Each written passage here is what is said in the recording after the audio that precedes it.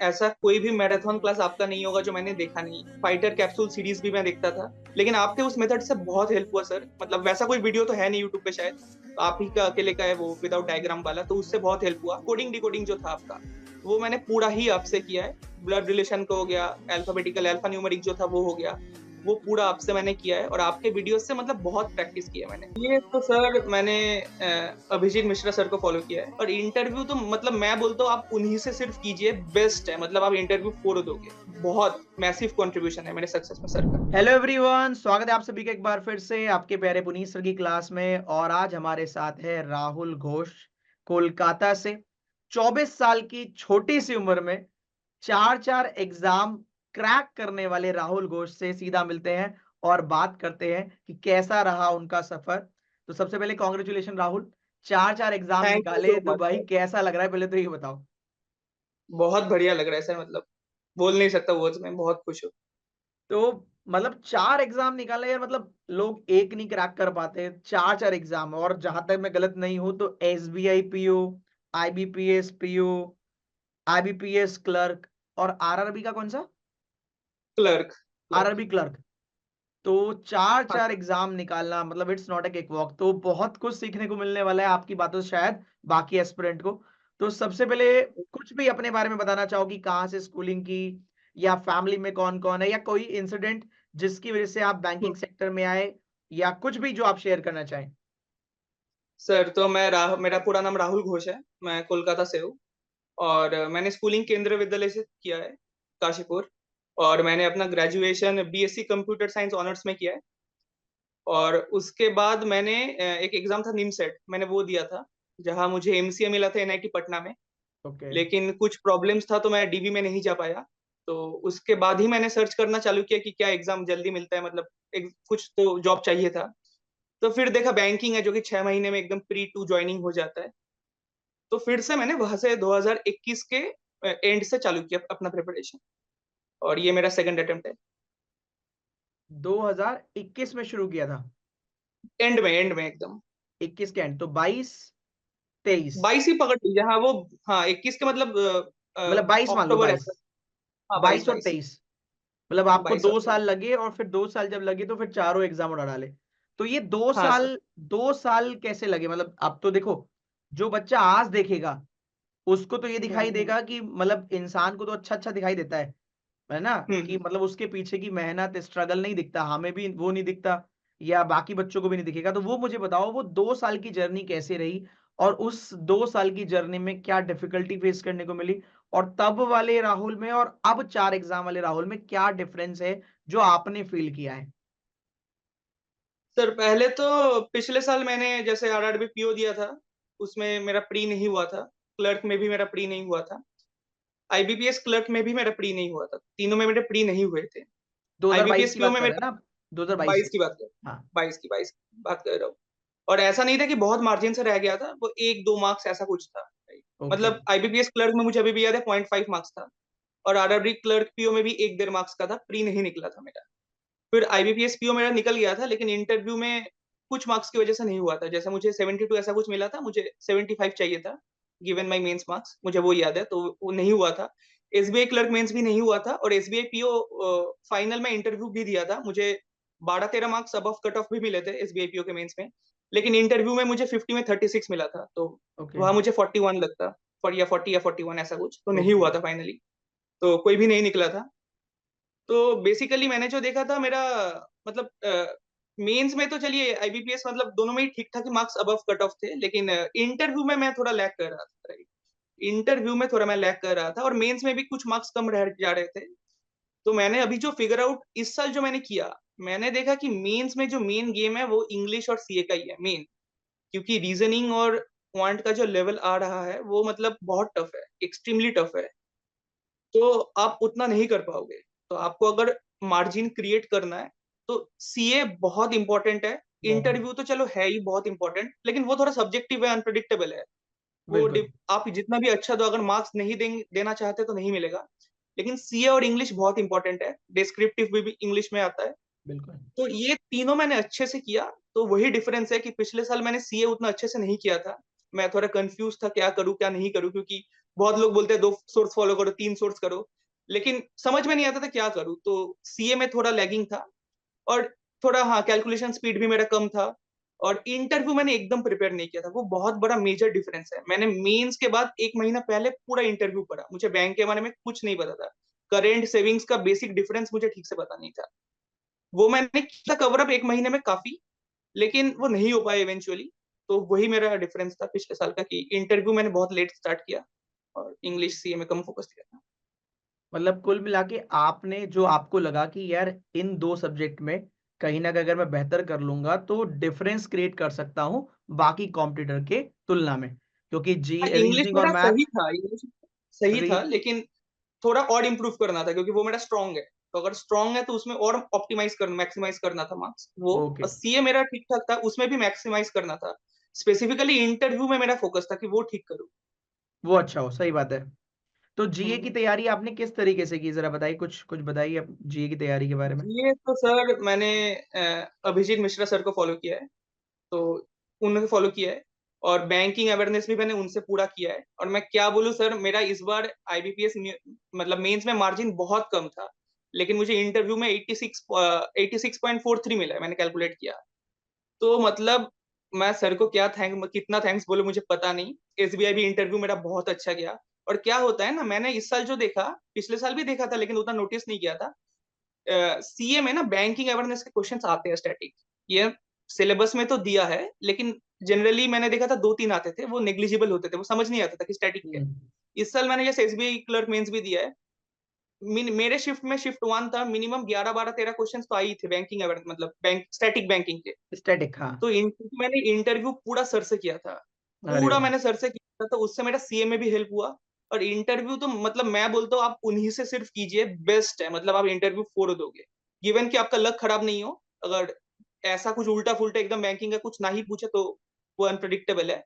लेकिन अभिजीत मिश्रा सर से मैंने पूरा किया है, वो बेस्ट है। मतलब मैं क्या बोलूँ और क्योंकि मेरा आरआरबी क्लर्क का भी ट्रेनिंग था, मैं जॉइन किया था, वो 1 डेढ़ महीना काम किया हूँ। उधर भी जब ट्रेनिंग था तब वो लोग क्विज़ करते थे। तो दे आल्सो टोल्ड मी कि राहुल आप थोड़े ज़्यादा एडवांस लगते हो। तो मतलब सर का पूरा क्रेडिट है। मतलब सर ने बहुत मैसिव कंट्रीब्यूशन है मेरे सक्सेस में सर का। तो भई जितने भी बच्चे देख रहे हैं, देखो आपको इधर-उधर भागने की ज़रूरत नहीं है। बहुत मेहनत करते हैं सर, मैंने भी देखा है रात-रात भर क्लास लेना, दिन-दिन में क्लास लेना और मतलब पूरा जी-जान लगा देना। तो सबसे मेरा यही कहना है जितने भी लोग देख रहे हो, कि आप ब्लाइंडली ट्रस्ट करो अपने टीचर्स पे और क्योंकि मुझे नहीं लगता है उनसे ज़्यादा कोई मेहनत कर रहा है और जब आप चीज़ों को फ़ॉलो करोगे तो आपको डिफरेंस नज़र आने लगेगा।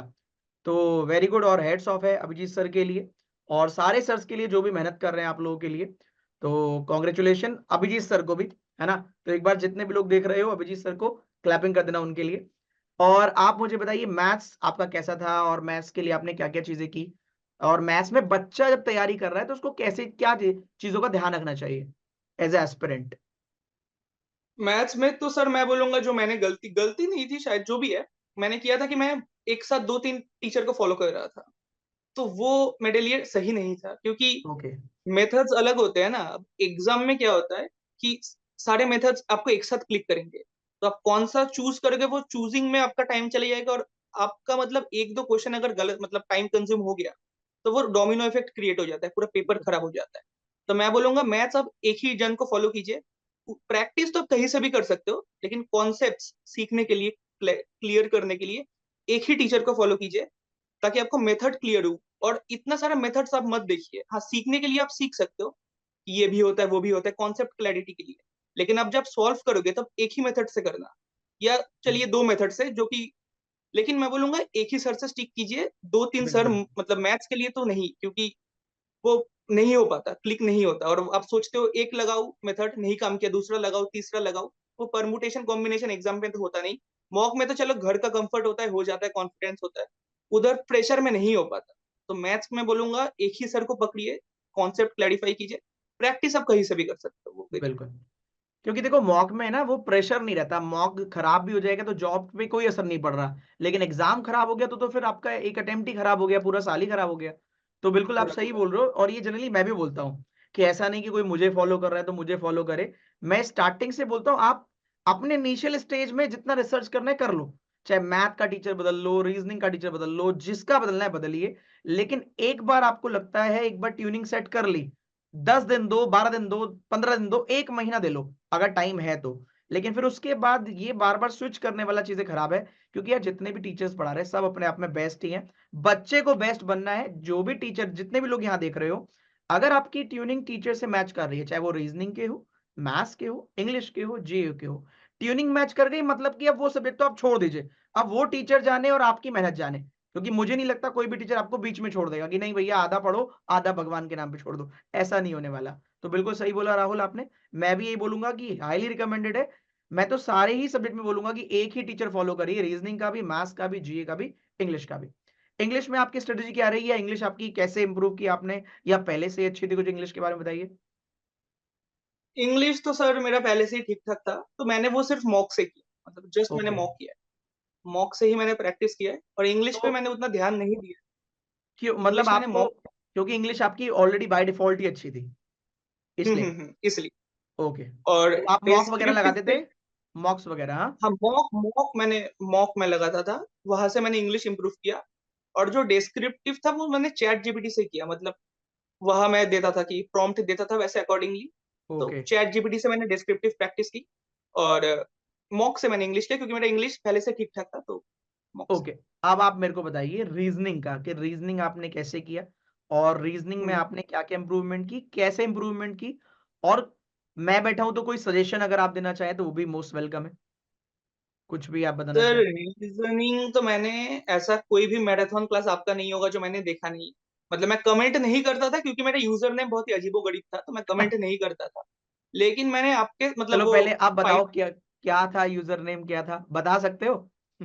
वो अल्फ़ाबेट्स कुछ था, मतलब मुझे अच्छा। भी याद नहीं, कुछ ओके, ओके, अजीबो-गरीब छोड़ नाम दो। था। ठीक है, हाँ, आप कंटिन्यू करिए। तो मैंने तो पहले प्री में तो जैसे आपके वीडियोज़ ही मेरे लिए काफ़ी थे क्योंकि मैं 2 साल से कर रहा हूँ, तो प्री के लिए तो उतना मैंने कुछ किया नहीं है, जैसे नॉर्मल प्रैक्टिस करता था क्योंकि देखिए रीज़निंग में तो आपको भी पता है कोई शॉर्टकट नहीं है, शॉर्टकट वही है कि जितना जल्दी कर सको। बिल्कुल। तो मैंने मेंस के आपके हर मैराथन देखे हैं, फाइटर कैप्सूल सीरीज़ भी मैं देखता था। मैं लाइव नहीं देखता था क्योंकि मैं थोड़ा इंडिसिप्लिन्ड हूँ, लेकिन मैं जैसे आज किया तो आज ही मैं देख लेता था और मैंने बहुत प्रैक्टिस किया है। तो आपका जो पूरा जितने मैराथन है और आपका सिलोगिज़्म विदाउट डायग्राम जो था, वो थोड़ा पहले का पिछले साल शायद मैंने देखा था। तो वो भी क्योंकि सिलोगिज़्म देखिए ईज़ी है, मुझे भी अभी तो बहुत अच्छे से आता है। लेकिन आपका जो वो था मेथड तो उससे बहुत हेल्प हुआ क्योंकि मैं देखता था मॉक में मेरे गलत होते थे। और ऐसा नहीं था कि मुझे कॉन्सेप्ट क्लैरिटी नहीं था, ईज़ी था बहुत। लेकिन फिर भी मॉक में गलत हो जाते थे, कुछ मिस कर दिया, नोट नहीं पढ़ा, पॉसिबिलिटी नहीं देखा। लेकिन आपके उस मेथड से बहुत हेल्प हुआ सर, मतलब वैसा कोई वीडियो तो है नहीं यूट्यूब पे शायद, आप ही का अकेले का है वो विदाउट डायग्राम वाला, तो उससे बहुत हेल्प हुआ। और मैं आपके सब मैराथन देखे और बहुत प्रैक्टिस किया, मतलब बहुत प्रैक्टिस किया उधर से। और जैसे रीज़निंग का क्या है देखिए, अभी जो रीज़निंग का लेवल आ रहा है, वो मेंस में सर अब कोई भी होगा बहुत टफ आ रहा है, राइट? बहुत टफ आ रहा लेकिन है। क्या होता है बहुत टफ आ रहा है, तो आप ऐसा नहीं मार्जिन अब इससे रीज़निंग और मैथ से क्रिएट करना बहुत मुश्किल है। कर सकते हैं लेकिन बहुत टफ है, बहुत रेयर होंगे कुछ बच्चे जो करेंगे। तो क्या होता है जैसे मेंस मैंने आपका बहुत प्रैक्टिस किया, तो उससे मेरा कॉन्फिडेंस आया। तो क्योंकि मैं कॉन्फिडेंट था, जैसे मेरा आरआरबी मैं आपको बोलना भूल गया, मेरा आरआरबी पीओ का प्री नहीं निकला इस साल, राइट? पहले एग्ज़ाम में मेरा प्री नहीं निकला था। लेकिन मुझे पता था मैंने मेहनत किया है, तो वो कॉन्फिडेंस था एक। मेंस भी इस साल टफ आया था, लेकिन क्योंकि मैंने बहुत प्रैक्टिस किया था, मुझे पता था एक सब्जेक्ट अगर ठीक गया भी नहीं, तो बाकी जाएँगे। तो मैंने आपसे ही मतलब बहुत एक मैं आप और स्पेशली आपका मैं वो बोलना भूल गया एक कोडिंग डिकोडिंग जो था आपका, वो मैंने पूरा ही आपसे किया है। ब्लड रिलेशन का हो गया, अल्फाबेटिकल अल्फा न्यूमेरिक जो था वो हो गया। वो पूरा आपसे मैंने किया है और आपके वीडियोज़ से मतलब बहुत प्रैक्टिस की है मैंने। तो रीज़निंग तो वही है रीज़निंग का। चलो बहुत बढ़िया। और कोई इंसिडेंट या कुछ शेयर आप करना चाहो बाकी एस्पिरेंट्स के लिए? कुछ भी आपका सजेशन हो? या आप फेलियर्स, जो बच्चे ऐसे फेल हो जाते हैं, वो डिमोटिवेट हो हुँ। जाते हैं कि यार देखो आजकल तो वैकेंसी बहुत कम निकलती है। तो वो डिमोटिवेशन से कैसे बाहर निकले, या आपने 2022 में जब फेलियर्स देखे, क्योंकि प्री भी नहीं निकले, 3-3 प्री नहीं निकले, तो हुँ, उसमें हुँ। आपने उस समय क्या माइंडसेट था और उसको कैसे टैकल किया? क्योंकि वो अगर आप बताएँगे तो बेटर लगेगा, जो बच्चे सुन रहे होंगे। देखिए, मेरे को जैसे पिछले साल था मेरा आईबीपीएस पीओ निकलेगा ही, मैं 100% श्योर था, लेकिन नहीं निकला। तो वो दिन तो आज का ही दिन है, पिछले साल। तो मैंने वीडियो भी रिकॉर्ड कर रहा था अपने रिएक्शन के लिए, वो वीडियो मेरे पास अभी भी है। तो मेरा जो मुँह बना है उस वीडियो में, वो एक मेमोरी क्रिएट हो गया है। तो मतलब मैंने अपने मम्मी-पापा से शेयर किया, उन्होंने मुझे बहुत सपोर्ट किया कि जैसे मैं एनआईटी पटना छोड़ के आया था, तो ऑब्वियसली था कि अगर मैं एमसीए कर लेता तो 2 साल में ऑन कैंपस तो कुछ मिल ही जाता। और मेरे बिल्कुल, सारे दोस्त आईटी में हैं, तो उनके जॉब लग गए थे। तो वैसा ही था कि क्यों नहीं लग रहा, लेकिन मेरी मम्मी बहुत सपोर्टिव थी, पापा भी थे, मेरे फ्रेंड्स भी बहुत सपोर्टिव थे, तो एक अच्छा एनवायरनमेंट था। और मुझे पता था कि मैं कर सकता हूँ। मुझे एक था कि मैं अच्छा स्टूडेंट हूँ, मैं कर सकता हूँ। लेकिन उसके बाद भी जब नहीं निकला, तो मतलब अब मैं बहुत डिमोटिवेटेड था। मुझे अभी भी याद है, मैं 1-2 वीक का पूरा ब्रेक लिया था। इस समय 1 अप्रैल मेरा नहीं हुआ था, 1-2 वीक का मैंने पूरा ब्रेक लिया था। मैंने किसी से कुछ बात-वात उतना नहीं किया था। फिर मैंने खुद को रीसेट किया। उसके बाद देखिए फिर आरआरबी पीओ क्लर्क भी नहीं निकला इस साल का। लेकिन मुझे पता था मैंने मेहनत किया है, मुझे करना है। मैंने सीए में बहुत फोकस किया, करंट अफेयर्स और अ, अभिजीत सर के जो पूरा बैंकिंग अवेयरनेस जो है वो, उस मतलब मैंने शुरू से ही कर दिया था ऐसा। और मैं एक बोलूँगा कि इंटरव्यू का पहले से ही थोड़ा-थोड़ा देखते रहिए। क्योंकि उधर इंटरव्यू जो होता है ना, आप जितना भी सोचो ऐसा बोलूँगा, वैसा बोलूँगा, नहीं होता। आपका जो रियल पर्सनैलिटी है, वही बाहर निकल के आता है उस 10 मिनट में, बिल्कुल। राइट? तो अगर आप पहले से ऐसे बैंकिंग अवेयरनेस जीके बिल्ड करोगे, तो एक आपका एक पर्सोना भी अच्छा क्रिएट होगा। तो आप इंटरव्यू का पहले से देखते चलिए। और ये था, और मैंने वो, मेरे घरवाले सपोर्टिव थे, तो और पता था मैं कर सकता हूँ, खुद पे कॉन्फिडेंस था। और एक बोलूँगा कि मॉक के मार्क्स कभी मत कंपेयर कीजिएगा, क्योंकि मॉक के मार्क्स से कुछ नहीं होता। मेरा मार्क्स कभी अच्छा नहीं आया था। बहुत सिली मिस्टेक करता था मैं। मॉक के मार्क्स से अगर मुझे नौकरी मिलना होता, कभी नहीं मिलता। तो मैं कभी कंपेयर नहीं किया, कुछ नहीं किया। जो था, बहुत प्रैक्टिस किया। मैं देखता था मेरा क्या गलती है और क्यों गलती है। वो मैं सुधारा हूँ, और दैट्स इट, ऐसे करके। तो बाकी जितने एस्पिरेंट देखे, मेरा भी यही कहना है कि हाँ, मॉक्स के मार्क्स को इतना दिल पे ना लगा लें कि उसके चक्कर में डिमोटिवेट हो जाएँ। क्योंकि वो आपको सपोर्टेड है, रोल प्ले कर रहा है, ये नहीं कि वो मेन मेन लीड में है। तो इतना डिमोटिवेट ना हो जाए अगर आपके नंबर कम आ रहे हैं, क्योंकि वहाँ और वहाँ में ज़मीन-आसमान का फ़र्क है। और अपनी कमियों को जितना जल्दी एक्सेप्ट कर लोगे और जितना जल्दी उस पे काम करना शुरू करोगे, क्योंकि जैसे राहुल का इंग्लिश अच्छा था, हो सकता है आपका इंग्लिश सबसे खराब हो।